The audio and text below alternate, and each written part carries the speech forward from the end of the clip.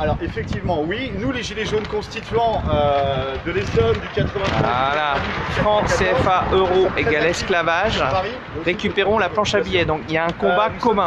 C'est exactement ce que vient d'amener donc Sébastien. Les discussions ont lieu avec les employés, avec les passants, vous voyez. Donc Sébastien, je reviens à toi. Donc c'est juste pour montrer la banderole, franc CFA euro égale esclavage, récupérons la planche à billets. C'est-à-dire il y a un combat commun entre le franc CFA, contre le franc CFA, mais aussi contre l'euro, qui est le point dénominateur commun, la servitude monétaire. Exactement, mais revenons d'abord sur la question du franc CFA, pour les gens qui ne connaissent pas cette question. Il faut savoir qu'aujourd'hui, on a 14 pays africains qui sont sous tutelle financière du Trésor public français. Ces pays sont les suivants: Bénin, Burkina Faso, Côte d'Ivoire, Guinée-Bissau, Mali, Niger, Sénégal, Togo, Cameroun, République centrafricaine, Congo. 200 millions de personnes qui sont sur curatelle financière, ce qu'on appelle une curatelle financière. Ils ne contrôlent ni leur monnaie, ni leur crédit, ni leur budget, ni leur déficit. C'est comme si, en France, voilà, quelqu'un possédait votre carte bleue et qu'il allait l'utiliser et vous donner 20 € ici, 20 € là pour pouvoir aller faire vos dépenses. Donc voilà la situation dans laquelle on se trouve. Avec des situations terribles. Par exemple en France, il faut savoir que plus de 60% de l'électricité qu'on utilise vient de l'uranium du Niger, par exemple. Or, au Niger aujourd'hui, on a 14% des gens qui ont accès à l'électricité. C'est-à-dire qu'il n'y a pas d'hôpitaux, les femmes accouchent de nuit, dans le noir, il y a beaucoup de mortalité infantile, etc.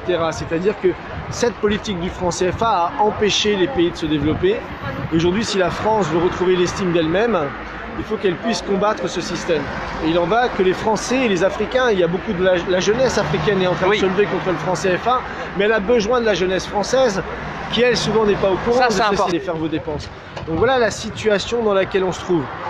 Avec des situations terribles. Par exemple en France, il faut savoir que plus de 60% de l'électricité qu'on utilise vient de l'uranium du Niger, par exemple. Or, au Niger aujourd'hui, on a 14% des gens qui ont accès à l'électricité. C'est-à-dire qu'il n'y a pas d'hôpitaux, les femmes accouchent de nuit, dans le noir, il y a beaucoup de mortalité infantile, etc. C'est-à-dire que cette politique du franc CFA a empêché les pays de se développer. Aujourd'hui, si la France veut retrouver l'estime d'elle-même, il faut qu'elle puisse combattre ce système. Et il en va que les Français et les Africains, il y a beaucoup de la jeunesse africaine est en train de se lever contre le franc CFA, mais elle a besoin de la jeunesse française, qui elle souvent n'est pas au courant de ce système. Ça c'est important. Voilà, la jeunesse française qui non seulement doit aider pour des questions d'ordre simplement de justice, de libérer ces pays-là de la curatelle financière, et comme tu le disais Yannick aussi, de se libérer nous-mêmes de la curatelle de l'euro. On a un ennemi commun, l'État profond, l'oligarchie financière. Elle n'a pas de frontières, elle est mondialiste, elle est aussi bien présente en Afrique que chez nous en Europe. Exactement, d'ailleurs. Ce que dénonçait Tshujang Puemi sur le franc CFA, ça vaut aujourd'hui pour l'euro. Son existence à l'euro ou au franc CFA dépouille les États de leur souveraineté monétaire. Et aujourd'hui, les pays de l'Union européenne sont dans la même situation que les 14 pays d'Afrique qui sont soumis à cette tutelle du franc CFA. Donc, euro, CFA, même combat. On ne peut pas opposer les uns aux autres. La supranationalité monétaire, ça a toujours été utilisé par l'oligarchie avec ce qu'on appelle des banques centrales indépendantes, mais qui sont pas indépendantes, qui sont indépendantes des peuples et des États, mais pas indépendantes de l'oligarchie financière, des marchés financiers, de JP Morgan, Goldman Sachs, etc. Donc on est dans le même combat et c'est le message qu'on est venu dire ici à Chamalières. Parce qu'il y a à la fois la Banque de France, je vais montrer d'ailleurs un peu qui n'est plus nationalisée. Aujourd'hui, la Banque de France n'est pas nationalisée. Et à la fois la production du franc CFA, qui imaginerait que la monnaie de son pays soit fabriquée dans un autre pays? Ça n'existe nulle part. Sauf ici. Sauf ici. Voilà. Et quand on explique dans le monde que l'argent des Africains est fabriqué en France sous contrôle du Trésor public français, personne ne nous croit même. Ça veut dire qu'on a un paradoxe. Voilà. Donc, on est venu pour dénoncer ça, pour dénoncer la répression monétaire que dénonçait Puemi. Je vous montre la carte. Voilà, soutien des automobilistes. Alors une chose que tu as dit tout à l'heure, c'est que la jeunesse africaine et la jeunesse européenne avaient un ennemi commun et devaient travailler ensemble. Alors justement, il y a une chose aussi qui est intéressante, c'est qu'il y a hier ou avant-hier, je ne sais plus, il y a un collectif de jeunes africains, ou de moins jeunes africains d'ailleurs, peu importe, qui s'appelle UDC, Unité, Dignité, Courage, qui étaient là en fait, ils étaient à l'entrée, vous voyez, ici, voilà, pour faire prendre conscience aux ouvriers que, voilà. Alors notre message est un peu différent, c'est bien sûr on dénonce le franc CFA, comme tu viens de le faire, mais surtout on veut reconvertir cette imprimerie demain pour qu'elle fasse des francs en fait. Et uniquement des francs français, voilà. Voilà, et pas des francs africains. Voilà. Exactement. Voilà. Donc ils puissent produire leur monnaie chez eux. Unité, dignité et courage sont des panafricains. C'est des gens qui se battent pour un nationalisme africain, un nationalisme panafricain. Et donc se battre pour que justement ils puissent avoir la souveraineté monétaire. Parce que comme on le sait, si l'État ne contrôle pas la monnaie, on ne le répétera jamais assez, hein, c'est la monnaie qui contrôle l'État. Donc aujourd'hui on a nombre de groupes africains dont Unité, dignité et courage, le collectif pour sortir du franc CFA.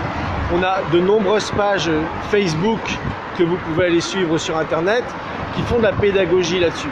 Voilà. Or, en France, la question du franc CFA, on se rend compte qu'elle est quasiment inconnue, qu'elle n'est abordée par personne. Et donc, il n'y a pas la volonté pour les Français de se dire, bon voilà, on a fait une erreur, maintenant on va arrêter cette erreur et on va aller de l'avant et travailler avec nos amis africains, la jeunesse africaine. Et la bonne chose, et je pense que c'est très important que les Gilets jaunes soient là parce que les choses évoluent. Et j'aimerais vous lire, ça va prendre 2 minutes, mais c'est l'initiative qui a été lancée par des économistes africains. Donc je conseille pour ceux qui ne connaissent pas de lire ce livre. Donc sortir l'Afrique de la servitude monétaire, Kako Nububko, qui a été l'ancien ministre de l'économie du Togo, Martial Zebelinga, Bruno Tinel, Demba Moussa Dembélé, qui sont des économistes qui ont expliqué les mécanismes sous-jacents à cette servitude monétaire. Alors cette image est très belle. Derrière, pour ceux qui arrivent sur le live, vous avez l'imprimerie en France à Chamalières qui imprime les francs CFA. Et à Paris, les taux de change de cette monnaie qui concerne donc 100 millions, 150 millions d'habitants en Afrique sont définis à Paris contre leur développement. Et là, on brandit ça. Sortir l'Afrique de la servitude monétaire. Voilà, ça c'est important. Voilà. Et donc ces économistes, Kako Nububko et d'autres, viennent de organiser les premiers états généraux sur la question du franc CFA, donc au Mali. Donc ils étaient tout un groupe d'individus, donc je vais vous les citer, hein. Il y avait Aminata Dramane Traoré qui était ancienne ministre du Mali, Kako Nububko, ancien ministre du Togo, Mamadou Koulibaly de Côte d'Ivoire, Demba Moussa Dembélé du Sénégal, Issa Ndiaye du Mali, Martial Zebelinga du Cameroun, qui est l'auteur du livre, et Louis Magloire Kemayou et Taoufik Ben Abdallah de Tunisie et du Cameroun. Donc ils ont publié pour la première fois un appel qui fait le point